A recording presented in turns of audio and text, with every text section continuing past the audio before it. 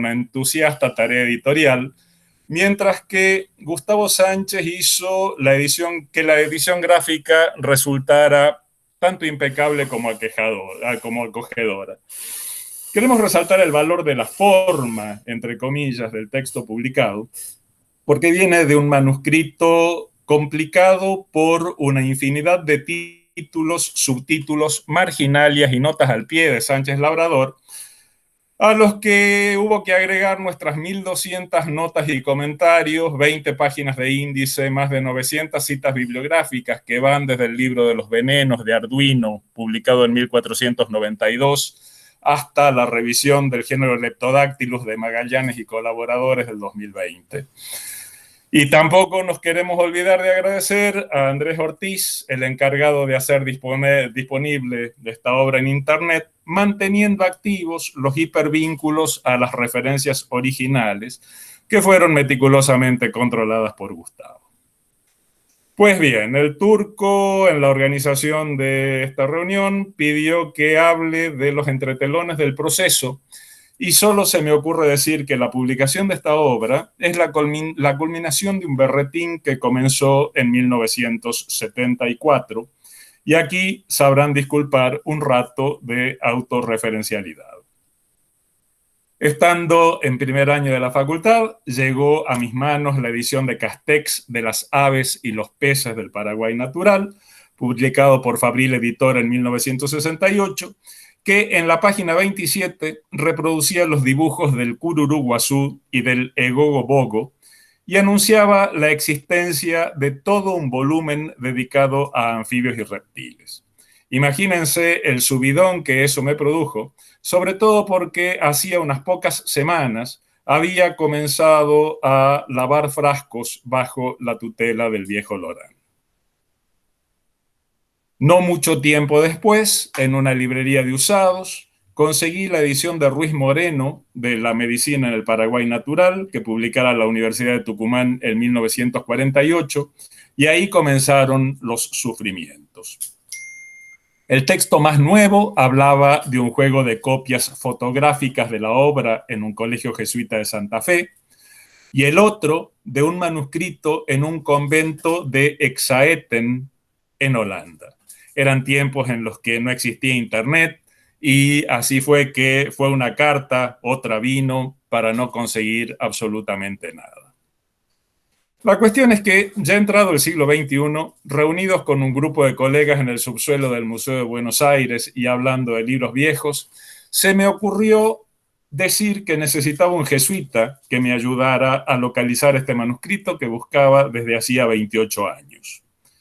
La profesora Anelita Lescano González, museóloga del Rivadavia, me dijo que le diera los datos y que le iba a preguntar a Jorge. Sí, a ese Jorge. Y al poco tiempo tuve el contacto con el Archivo Romano de la Sociedad de Jesús y allí comenzó otra ronda de frustraciones. Sí, el manuscrito estaba ahí. Sí, podían enviarme una copia digitalizada. Y sí, recibían tarjeta de créditos por una cifra descabellada en euros. Mientras veía cómo solucionar esto, Miguel de Azúa publicó un par de libros magníficos que tenían mucho que ver con jesuitas, con Paraguay y con zoología, y le escribí preguntando por la pista de aquellas copias fotográficas que alguna vez estuvieron en Argentina, y fue él el que me dio el contacto con un tal Guillermo Wilde, de CONICET y de la Universidad de San Martín, y la suerte cambió. Un par de mensajes, un encuentro en un bar de la calle Cerviño en Palermo, mucha generosidad y buena onda, y el proyecto comenzó a tomar forma. Aquella vez regresé a Tucumán con un archivo de 395 fotografías, una por página, que mostraban un manuscrito cuidado, escrito con letra tan clara que casi permitía una lectura de corrido para alguien no demasiado acostumbrados a este tipo de cosas. Si hubo algunos problemas fue por el alto contraste de las copias, que ennegrecían ciertas áreas oxidadas del papel, o por las áreas ocultas por la encuadernación, lo que dejaba algunos espacios en blanco en la transcripción. Y a este inconveniente se sumaba otro, y es que el archivo romano de la Sociedad de Jesús existía un permiso explícito para la publicación de cualquier documento de su acervo. Ahí fue cuando tomé lo que estábamos haciendo con Guillermo y me fui a pasar una temporada en el Borgo del Espíritu Santo número 4, a una cuadra de la Plaza de San Pedro, en una sala de lectura en la que las líneas telefónicas y de internet están bloqueadas y a la que solamente se puede acceder con un cuaderno, un lápiz de grafito, un diccionario y una computadora. Lunes a viernes, de 9 a 12, de 14 a 17, con la primavera romana brotando por afuera. Y como sea, fui tratado con una amabilidad exquisita, nos otorgaron el permiso de publicación solicitado y se rellenaron los huecos de la transcripción. Pero terminemos aquí con la cháchara personal y nos ocupemos de la obra. El Paraguay Natural Ilustrado está formado por 4 volúmenes, uno dedicado a la geología y a la geografía, a la botánica el otro, un tercero a los peces, aves y mamíferos, y el cuarto a los anfibios, reptiles e invertebrados varios, a los que Sánchez Labrador agrupa bajo el nombre de insectos, estructurados como parte de un proyecto muy ambicioso de este jesuita.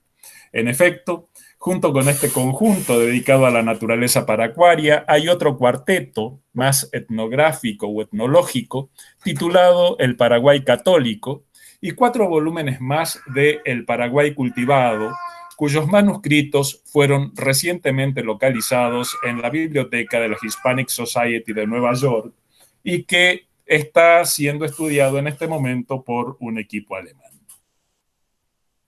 Quizás convenga aquí hacer una digresión larga para dar contexto a la obra del jesuita. Como primera medida, digamos que, aunque resulte increíble, aún a mediados del siglo XVIII, transcurridos casi 300 años del supuesto descubrimiento, América era algo desconocido para el gran público europeo. Desde el siglo XVI, América había estado cerrada a cal y canto por las coronas española y portuguesa, y la poca apertura que existió en más de 300 años fueron las rendijas abiertas por los asentamientos franceses, holandeses e ingleses del norte de Sudamérica. La ignorancia del resto del mundo era tal que en la famosa Enciclopédie de Diderot y d'Alembert, publicada a partir de 1751 y que contenía la suma del conocimiento del llamado siglo de las luces, el término América estaba desarrollado en 50 líneas, las que están recuadradas en la pantalla, equivalente al tercio de una página, mientras que el concepto Alsacia, una pequeña región de Francia, ocupaba 900 en 4 páginas y media, desde la 299 hasta la 303. Por otra parte, aún en el contexto sudamericano, las llanuras centroaustrales del continente no eran demasiado interesantes para el español, al punto que en el Paraguay católico, el prolífico Sánchez Labrador comenta que los conquistadores que venían del Perú a una tierra sin minas ni metales preciosos se dedicaron a explotar a los indios, y esto resultó en que el Tucumán, que en aquella época era mucho más extenso que nuestra pequeña provincia actual, fuera una de las regiones más pobres de la América Meridional. Y así fue que en la provincia paraguaya, en el poco más de siglo y medio de la presencia jesuita, el conocimiento sobre la naturaleza publicado antes de la expulsión fuera relativamente pobre, destacándose las obras de Ruiz de Montoya, de Pedro Lozano y alguna otra quizás que se me escapa ahora. Por razones que todos conocemos, el viernes 7 de abril de 1768 partía del puerto de Buenos Aires la fragata La Esmeralda, llevando a Europa a 183 jesuitas expulsados de los dominios de la corona por orden de Carlos III. De ellos nos interesan 5 que en uno u otro momento escribirían sobre la naturaleza paraguaya. Ellos son Antonio María de Termeyer, Martín Dobrishofer, José Jolís, Florian Pauque y Josep Sánchez Labrador. La orden de extrañamiento establecía de manera tajante que los expulsados solamente podían llevar el breviario y el rosario y, teóricamente, todos sus escritos debieron quedar en el puerto. Y así, Florian Pauque se lamentará más tarde diciendo que su memoria le falla después de tanto sol y tanta ausencia para escribir sus recuerdos misionales. De este conjunto mencionado, Termeyer, Jolís y Dobrishofer vieron su obra publicada en vida y hubo que esperar hasta la década de 1940 del siglo pasado para que la Universidad Nacional de Tucumán publicara a Florian Pauque, que recientemente tuvo una preciosa reedición en Santa Fe.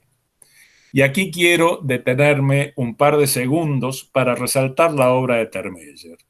Despreciado por José Sánchez Labrador, como se evidencia en las primeras páginas del libro que presentamos, Termeyer fue uno de los pocos jesuitas expatriados que utilizaron de manera consistente la nomenclatura binominal linneana.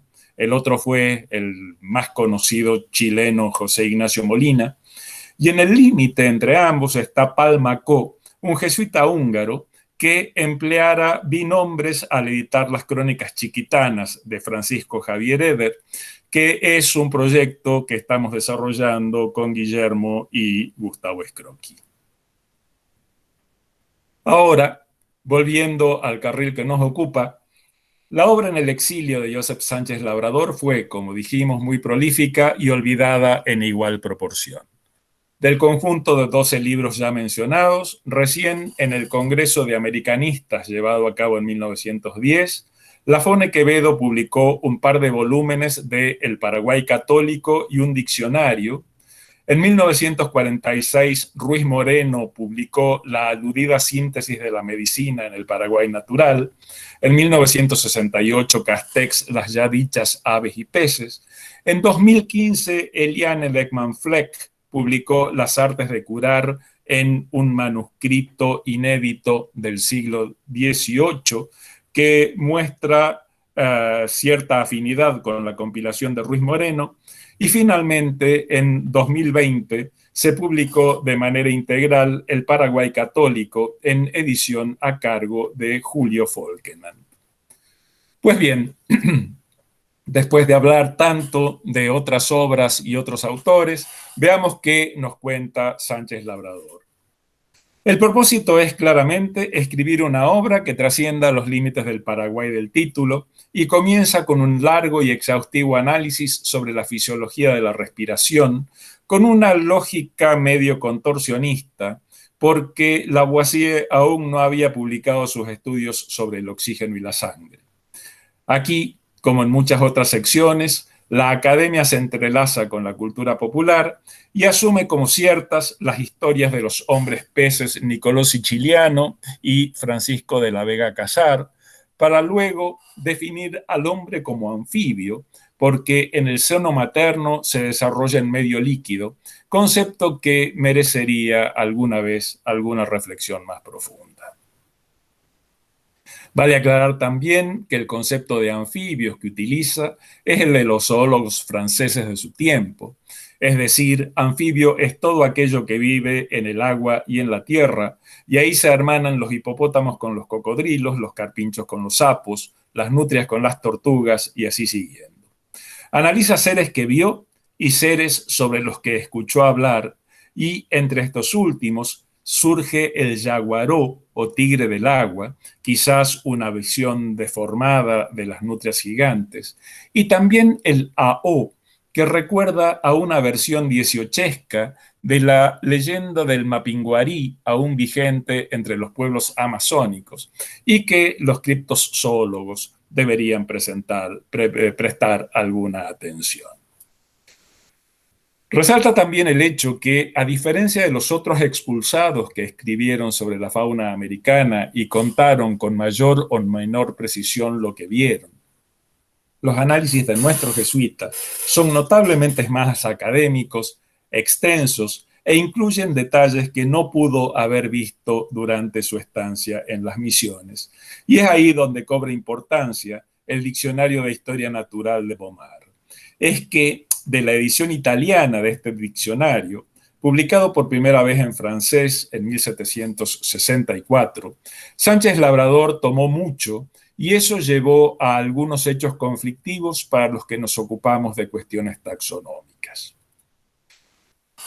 Cuando se habla del yacaré o del yacaré pitá del Paraguay, se refiere al Crocodylus siamensis del sudeste asiático o al Crocodylus niloticus de Egipto. La carumbé de agua no es ninguna de las 8 especies de tortugas acuáticas registradas para el Paraguay, sino la europea Emis orbicularis, y la de tierra es la también paleártica Testudo germani. El cururú es una mezcla de bufo-bufo y de Alites obstetricans. Teyús y Taragüís están basados en la lagartija común europea, la Podarcis mularis, y podríamos seguir así la lista hasta cansarnos. Y como todo vuelve, para volver al comienzo, la ilustración aquella del cururú guazú de la que me había enamorado hace casi medio siglo es una apropiación del sapo presentado en la Historia Natural del Brasil por McGravius, publicada en 1645, y no es una rinela díptica, sino una rinela marina, a la que le van a seguir varias lagartijas y una cosa cilíndrica que oscila entre un diplópodo y una lombriz. Como ya les debe haber quedado claro, este es un libro que admite muchísimas lecturas y la frustración del taxónomo se ve compensada por el disfrute del humanista, el regocijo del literato y el placer de adentrarnos en una obra escrita por un hombre al que su tiempo lo llevó desde la exuberancia de las selvas paraguayas a la parquedad de los estados pontificios. Queda mucho por decir, pero prefiero cerrar aquí recomendándoles su lectura, agradeciendo nuevamente a todos los que lo hicieron posible, invitándolos al diálogo a partir de ahora y muchas gracias por todo. Muchas gracias, Esteban. Un aplauso para Esteban.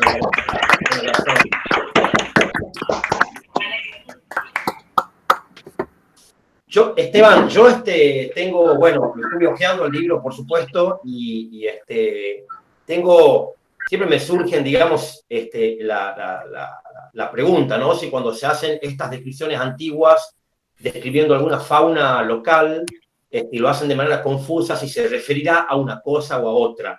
En primer lugar, que me pareció impresionante esto que citas de la enciclopedia en la cual definen el término América. Cuando se editó eso, vos tenés, no diste el año seguramente, ¿cuántos años se había descubierto ya de que América era un continente propio? La enciclopedia de Diderot y D'Alembert, el primer volumen se publica en 1751. O sea, son 40 años antes de la Revolución Francesa, ¿no? Claro, claro. Ya llevábamos claro. 2 siglos y medio de...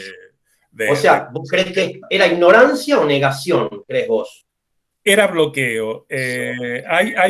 Vos no te olvides que durante la conquista de América, en esto Guillermo, si está conectado, puede hablar mucho mejor que yo, pero no te olvides que América se conectaba con el resto del mundo solamente por 2 puertos, ¿no es cierto? No había un contacto fluido. Y realmente es muy notable la cosa cuando analizás la 10ª edición del Sistema Nature, que supuestamente es la suma de todo el conocimiento zoológico de la época. Hay menos de 15 especies, en el caso de anfibios y reptiles, de América del Sur. Y esas cosas son porque las colonias holandesas de lo que ahora es el Surinam, digamos, y, sí, claro. y en algún momento esta invasión que se hace de la región de Recife en el norte, en el nordeste de Brasil, de ahí se manda fauna a Europa porque en esa época estaba de moda, como símbolo de estatus, el Gabinete de Historia Natural, ¿no es cierto? Entonces, la mayor parte de las referencias lineanas a fauna americana son de cosas de lo que hoy es Surinam y que estaban en la colección de Ruiz o en la colección de Seba. Seba, no te olvides, había publicado su Thesaurus en 1735 en 1734 y 1735, los volúmenes que tienen anfibios y reptiles. Entonces, el resto era una tremenda incógnita. Por eso es la gran importancia que tiene la misión científica que Fernando VII autoriza a Humboldt y Bonpland, ¿no es cierto? Claro. Que lo llaman el segundo descubrimiento de América, ¿no es cierto? Porque hasta Humboldt todo es anecdótico.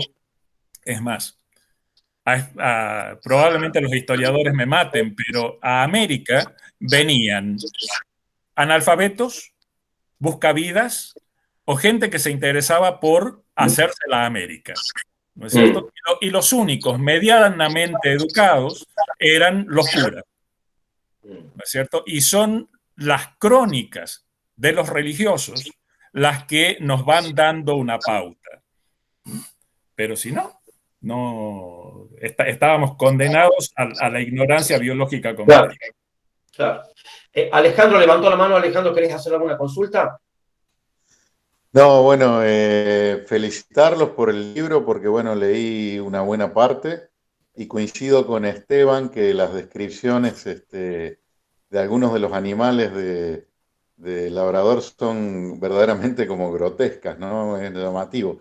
Y también coincido con lo que dice Esteban de que justamente fueron Humboldt y Bonpland, que lo iba a comentar justamente, los que dieron a luz estas cosas. Y lo interesante, hay un libro, Esteban, que tal vez leíste, El pescador de orquídeas, de un autor francés que no recuerdo ahora, que tuvieron que hacer Humboldt y Bonpland para obtener el permiso de la corona española para viajar a América.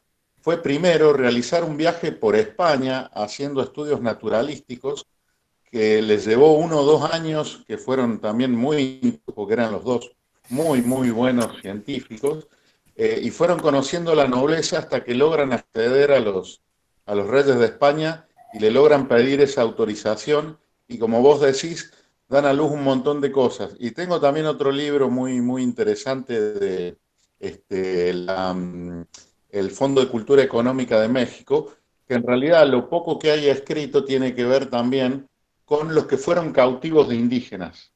Hay algunos españoles o extranjeros cautivos de indígenas que escribieron crónicas y describieron paisajes y cosas, pero como vos decís, había muy poco escrito justamente por esa prohibición de España de no mostrarle al mundo las tierras que estaban saqueando, ¿no?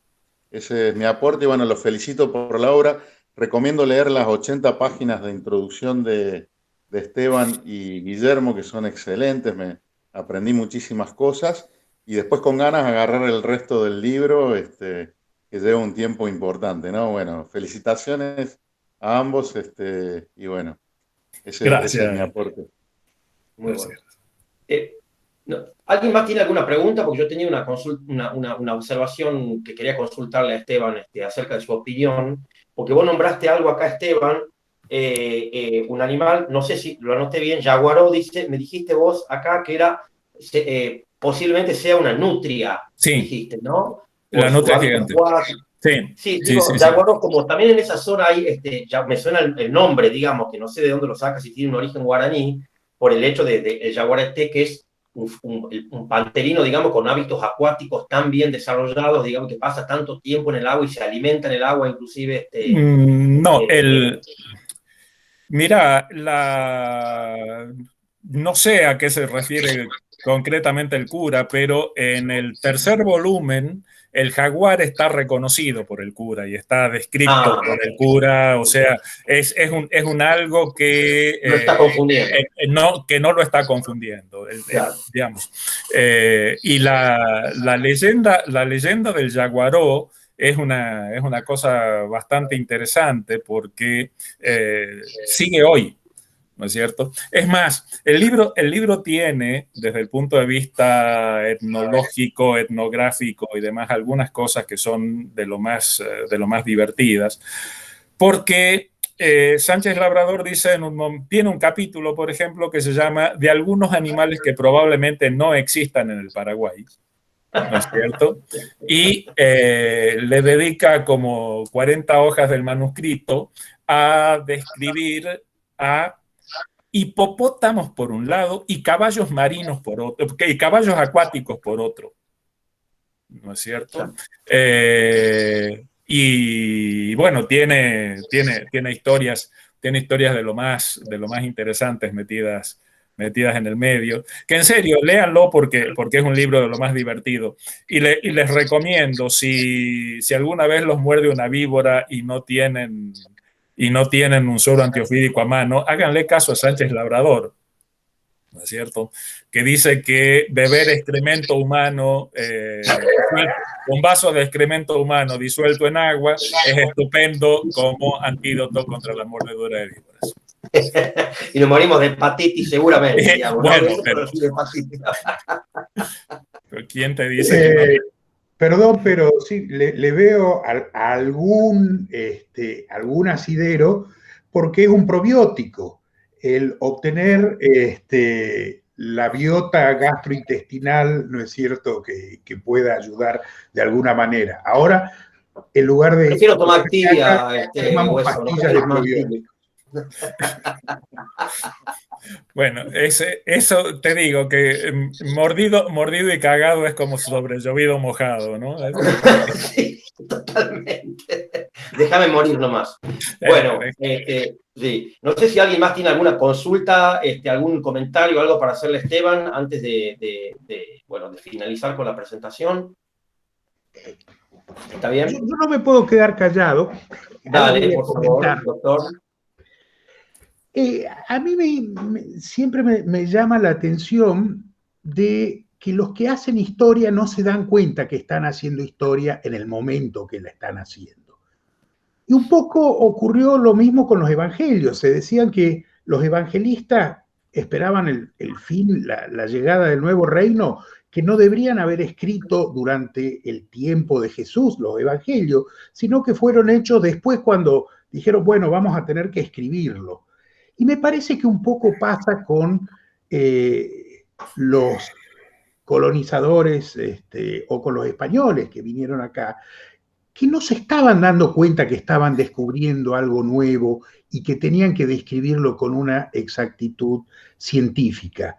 Me parece que eso ocurrió, no sé, Esteban, nos podés comentar un poco más, hasta que llegan los jesuitas o que llega el clero con un poco más de instrucción, pero tenemos todo un vacío entre la primera conquista y las primeras cosas. ¿Puede ser que ocurra algo así, Esteban? Eso es casi una pregunta. Lo que pasa es que es una bestia de muchos brazos, ¿no es cierto? Se lo puede encarar por muchas... A ver, en toda la historia, desde el descubrimiento hasta la independencia, digamos, desde el descubrimiento a fines del 14, a fines del 15, comienzo del 16, y la independencia a principios del 19, la corona española organizó una expedición científica, ¿no es cierto?, que es la de Hernández, la de un protomédico de uno de los Felipes, y después hay una expedición botánica que hace que Ruiz y Pavón se establezcan entre Colombia y Ecuador, y eso es más o menos mediados fines del siglo XVIII, y hay algunos discípulos de Ruiz y Pavón que va a comentar Humboldt en algún momento, que son fusilados por estar de acuerdo con los procesos revolucionarios. O sea, no hay ningún interés por la ciencia en la corona española. Es más, hay un libro muy maldito de Juan Pérez de Tudela Bueso que dice que España pasó de la Edad Media a América sin haber vivido el Renacimiento, ¿no es cierto? Mientras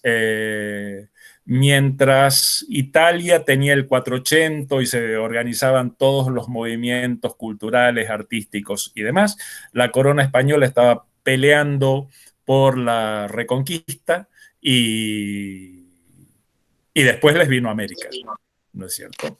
Entonces, no hubo tiempo de formar. Es más, esta mentalidad castellana, cuando produce la Reconquista de Granada, lo que hace es destruir la escuela de traductores de Toledo, que es la que había recuperado el conocimiento filosófico griego a través de los árabes, ¿no es cierto? O sea, digamos que todo aquello que no tuviera que ver con la religión católica apostólica romana no era considerado, ¿no es cierto? Entonces directamente no les interesó la conquista. A pesar de todo, una de las cosas más interesantes que hay es que Joseph de Acosta, a mediados del siglo XVI, publica la Historia Natural y Moral de las Indias, ¿no es cierto?, que es la que sienta las bases de las referencias zoológicas, botánicas, naturalistas en general, digamos, y que es la que siguen muchos curas después, no solo jesuitas. Pero en serio, a nivel oficial, para la corona española, nada. De hecho, perdón, Alejandro, sí, por favor. No, quisiera tal vez, no sé si hacer justicia, pero alguien que creo que llegó también a fines del 1700, que llegó por otra cuestión que fue para delimitar el Tratado de Tordesillas, que fue Félix de Azara. Si bien yo creo que no tenía una formación naturalística, era posiblemente ingeniero, como se decía en esa época, pero escribió mucho sobre la naturaleza, los ambientes, y la verdad que tiene algunas cosas rescatables. De hecho, creo que Vieillot, un francés, termina describiendo muchas especies de aves directamente de los manuscritos de Azara, ¿no? No sé qué opinás de eso, Sí, Esteban. sin duda, pero Azara termina de escribir sus cosas en 1810, ¿no es cierto? Azara es tardo conquista, digamos, es muy posterior. Sí, está Azara, y te digo, si leen a José Jolís, que hay una edición de la Universidad del Nordeste, en la historia natural en el ensayo sobre la historia natural del Chaco, o si te vas un poco más atrás y lees la descripción coreográfica del Chaco Gualamba, tenés una cantidad de información impresionante. Pero a lo que voy con mi planteo es que la naturaleza en América no es algo que le importe al gobierno español, que le importe a la oficialidad española. Sí le importa la minería, ¿no es cierto? Y sí tenés los tratados de minas, sí tenés los tratados del arte de los metales, sí tenés un montón de publicaciones, ¿no es cierto?, que tienen que ver con eso que da dinero. Pero la naturaleza, no se olviden que en aquella época, y sobre todo para alguien tan contaminado por la religión, ¿no es cierto? La naturaleza era algo que por mandato divino había que conquistar, doblegar y crecer, multiplicados y dominar la tierra, dice. Claro, muy antropocéntrico. ¿No es cierto? Entonces no era estudiar la tierra, no, es dominarla, ¿sí? Entonces ahí viene la tala y quema y demás. Es más, y ya me estoy excediendo mucho. Si ustedes se fijan en ese libro de Joseph de Acosta que les comentaba, hay una noticia maravillosa que es la primera noticia de contaminación masiva de un ambiente acuático, ¿no es cierto? Porque Acosta dice que desde el descubrimiento del Cerro Rico de Potosí, es tal la cantidad de veneno que se tira a las aguas que muchas leguas abajo de Potosí, en el río Pilcomayo, no hay ni puede haber vida alguna. O sea, no es que fueran tontos, es que no encaraban los estudios de naturaleza. Emilio levantó la mano. Bueno, buenas tardes a todos. Bueno, buenas tardes, Esteban. Hola, Emilio, gracias. Bueno, cuando hablaba recién Hueso hacía de esto de las descripciones de los primeros, de las expediciones, y Esteban mencionó al médico, a Francisco Hernández. Me recuerda que cuando empecé a escribir un artículo sobre una planta dulce de México, me tuve que ver todos los documentos que eran de unas descripciones muy, muy vagas, pero que nos daban información para hoy, para los que estudiamos química de productos naturales, eran unas descripciones tremendas. Cuando me toca, como yo fui mi primer bautismo de fuego como editor académico de la serie de libros de Fundación Miguelillo, el bautismo de fuego me toca ser el editor académico de este libro, el que acaba de presentar Esteban. Y bueno, pues de alguna manera tengo el gusto de haber sido, no sé, creo el tercero o la cuarta persona de leer por primera vez semejante obra, a la cual me llevó muchas reuniones con Esteban porque esas descripciones tanto fantásticas que hacía el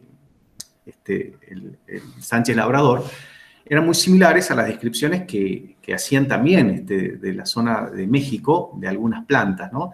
Entonces, y muchas veces me llevó esto también a ir a consultarle a Esteban, ¿está seguro que lo que dice es eso? O sea, porque las palabras, los errores, y sobre todo por esas descripciones que eran un tanto fantásticas, y lo que llevaba a uno a empezar a imaginarse qué es lo que actualmente representado de la fauna se refería.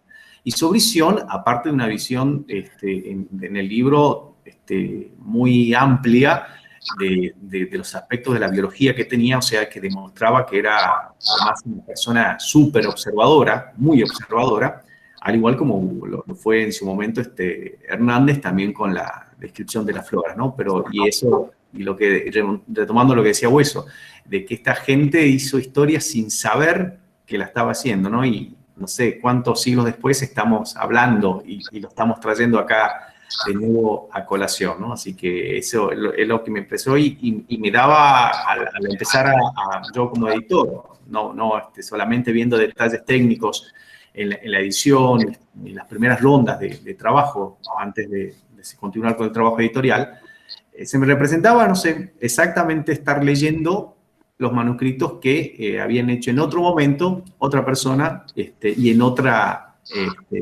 región de América. Así que eso fue realmente un gusto conocer y descubrir muchas cosas y quedar fascinado, ¿no? Quedar fascinado por muchas de las descripciones que rondaban ya a lo fantástico, por ahí decir. Pero bueno, y por cada duda, de acuerdo que le golpeaba la puerta a Esteban para ver si estaba correcto lo que decía este hombre.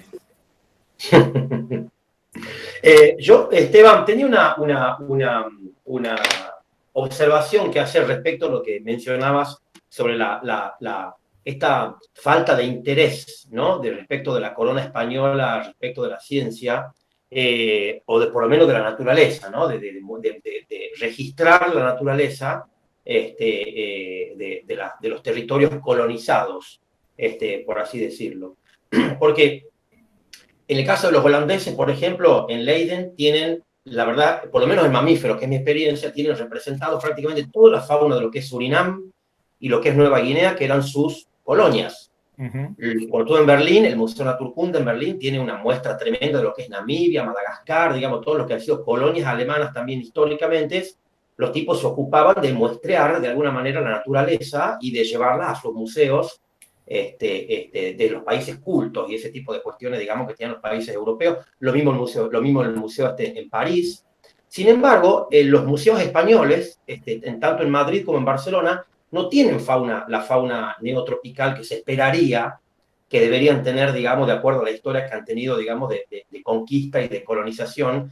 Toda esa fauna es adquirida tardíamente por el Museo Británico, por el Museo Smithsoniano, Nueva York, etcétera, digamos, y desde el siglo XIX, al principio del siglo XX, va a parar todo, digamos, más tardíamente a lo que es Londres. Pero España en sí mismo, los que trabajamos en mamíferos y en taxonomía y en sistemática y en cuestiones, uno va a revisar el material que está fuera del país, lo revisa en Londres o en Estados Unidos, no va a España a revisarlo.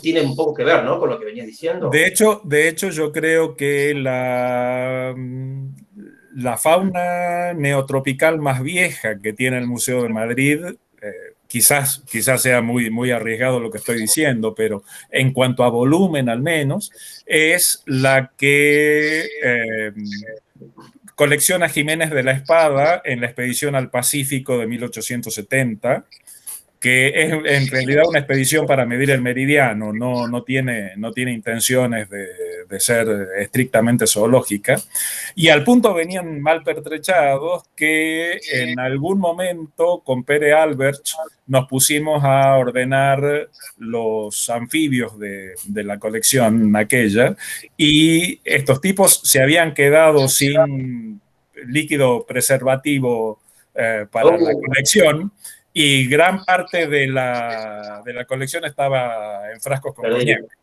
No, estaba en frascos con coñac, en perfecto estado. No nos animamos a probar el coñac ahí adentro porque sabemos que los sapos son medio alucinógenos.